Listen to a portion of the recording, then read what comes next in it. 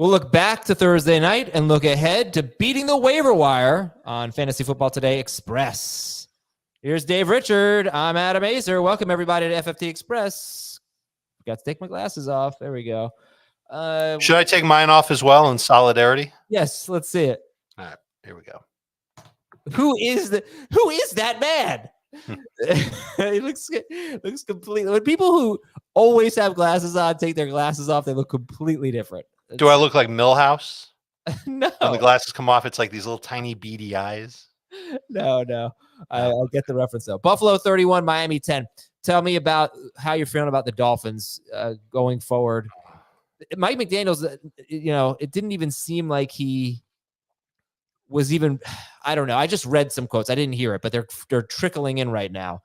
The thought of him coming back next week to it doesn't really seem to be realistic. It sounds like they're planning for him to miss some time here. Sure. And that makes sense given Tua's history, and they've got to do right by him. And the league has to do right by Tua as well. You can't put him back out there if he could harm himself again, especially if it's in a way that it was like in week 2. Remember the way that he got hurt, he dove head first, but it was into Damar Hamlin, his chest. It wasn't like he took a wicked shot. It's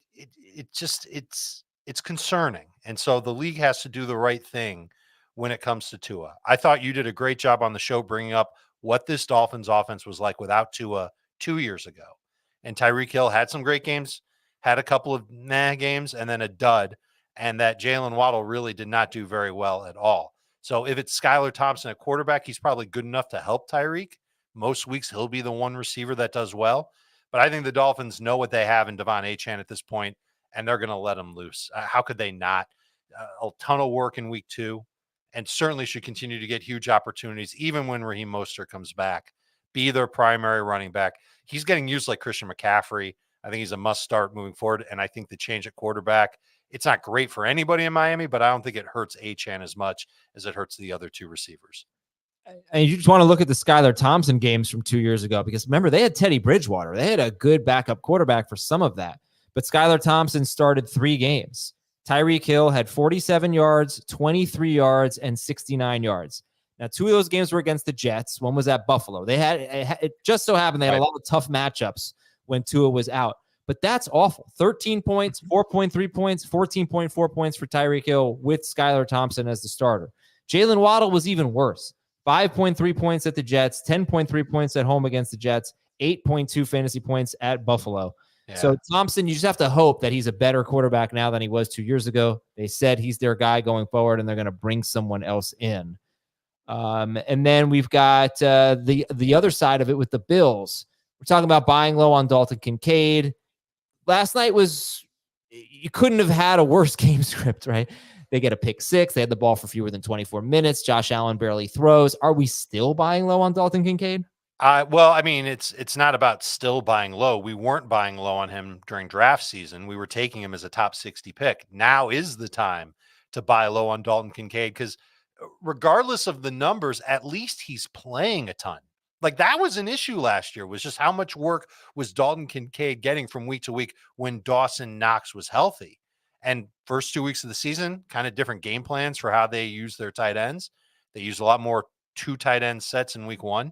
They didn't as much in week 2, and Kincaid was the one who was on the field ahead of Dawson Knox. There will be games where Josh Allen has to throw a bunch. Week 2, the 6th fewest pass attempts he's thrown in a game in his career. Better days ahead for Dalton Kincaid. If you can trade for him from a panicky fantasy manager, be my guest, do it. You shouldn't have to give up 5th round value for Dalton Kincaid in a trade. And by the way, it's not like there's a ton of tight ends that are doing great things anyway to start the season. So we might get to the end of week 2, and Kincaid's numbers are just as bad as Kelsey's, just as bad as McBride's, just as bad as Laporta's, and just the tight end position just underwhelms to begin the season. That is a possibility. How about James Cook getting a 1-yard touchdown run? Would you rather have James Cook or Devon Achane rest of season? I'll take Achane, but it's close. And if you're worried about Achane's health, then you'll take Cook. But I think Cook, who's very lean for a running back, he's got a bit of an injury risk as well.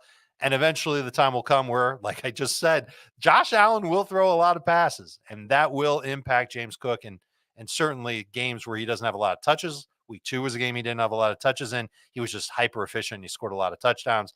Not sure we're going to see that type of performance from James Cook moving forward. Would I say that he's a sell high?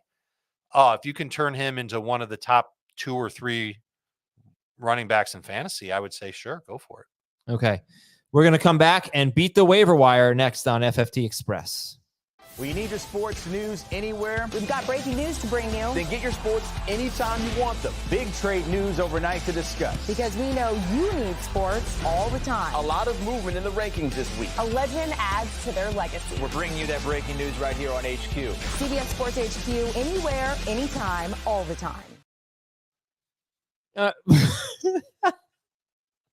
I put my glasses back on. Oh, you look good. Thank you. All right. Beat the waiver wire. Anyone come to mind? We obviously, the Tua manager might be able to make a move now. I can't drop Tua or anything, but anyone come to mind? Well, you brought up Geno Smith on the show. I thought that actually made a ton of sense. Just the fact that he's got some great matchups coming up. And at this point, a lot of quarterbacks are rostered already in fantasy leagues. You might be able to find better than Geno. I doubt you'll find Purdy, Stafford, Baker on your waiver wire. It would have to be like an 8-team league to see something like that happen.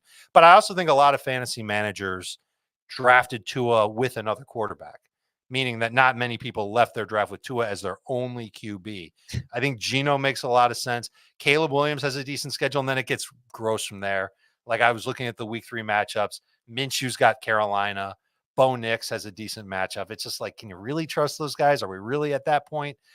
Derek Carr makes a lot of sense as someone that you could turn to. He'll have a tough matchup in week 3, though. Really? What? Will he? He's got the Eagles. Yeah, we talked about this on the show. I still think Philadelphia is a tough defense. They gave up the most fantasy points to receivers last year or something like that to quarterback. Yeah, I'm ignoring that because it's a different defensive coordinator and a different scheme. It's Vic Fangio this year, and it was a bad start against the Packers. I don't know how much the field played a role in that, but I think that the Eagles defense will still be good. Okay. I think, in terms of running backs, it's mostly a lot of handcuffs and things like that, but Alexander Madison at 54%, Tank Bigsby at 48%. They stand out. Justice Hill is 43%. Carson Steele is 9%. I really don't think Pirine is going to be, if Pacheco got hurt. I mean, I think it would be Steele as the primary running rusher. For the next couple of weeks, it would be. But then what happens if Clyde Edwards-Helaire comes back? I hope he comes back. I hope he does too. But I'm not sure if Steele will have shown enough to this coaching staff that he can be the running downs guy and Pirine being the passing downs guy. All right, beat the waiver wire at wide receiver. Always more names here. First of all, keep an eye on Rome Odunze. He's 74% rostered. People are dropping him. So obviously he's got the injury, but if you can afford to stash him, not a bad idea. Same with Josh Palmer. He's been dropped. Yep. I like Jerry Jeudy. I mean, I don't like Jerry Jeudy, but next week he gets the Giants, 66% rostered, maybe no Njoku. I think he had 8 targets last week. Rams guys. What do you think about Josh Downs and Greg Dortch and Roman Wilson? They are rostered. They are barely rostered. Josh Downs, Greg Dortch, Roman Wilson. I think the first 2 guys, Downs and Dortch, are PPR cheat codes. I think they'll get a lot of short targets in their offenses. Dortch more so than Downs. And they could be bye-week replacements, 10 PPR points. I've been a big fan of Roman Wilson for a long time. I just don't like the offense that he's in. I have a hard time believing that he's going to be one of the safe 10-point PPR floor receivers that are out there. So I would keep him off the list. The first 2 guys I put on the list, and that's how I see those guys. And at tight end, basically all the streamers that we've been talking about all week, except for Likely, are still available. So who would you look at? Parkinson makes sense. I still like Likely and Hill and Goddard ahead of Colby Parkinson. If you can get your hands on Cole Kmet, maybe somebody didn't draft him, maybe somebody dropped him after week 1. I don't mind his matchup, especially if Keenan Allen is out against Houston in week number 2. And Juwan Johnson scored a touchdown. His rostership didn't jump up after scoring in week 1. That would surprise me. It's at 27%. I mean, yes, it went up, but he's still available. But he's very attainable. You could go and turn to him. Could be some trouble if Foster Moreau ends up being active for the Saints. We're not talking about week 2, Dave. We're talking about week 3. Okay. We're talking. So then that would be somebody you could stash and move forward with. Yeah, except I don't even know that he's the best guy to get. I mean, Morrow might be a better tight end to get. I don't really want either. If you wanted to sit on one of them, they play against Philadelphia. We talked about that already. It's not the best matchup, but maybe they could score a touchdown. One of them can. All right. That's Dave Richard, Sir Dave Richard. And I am Adam Aizer, and we'll talk to you tomorrow. Monday, Sunday on FFT Express. See you later.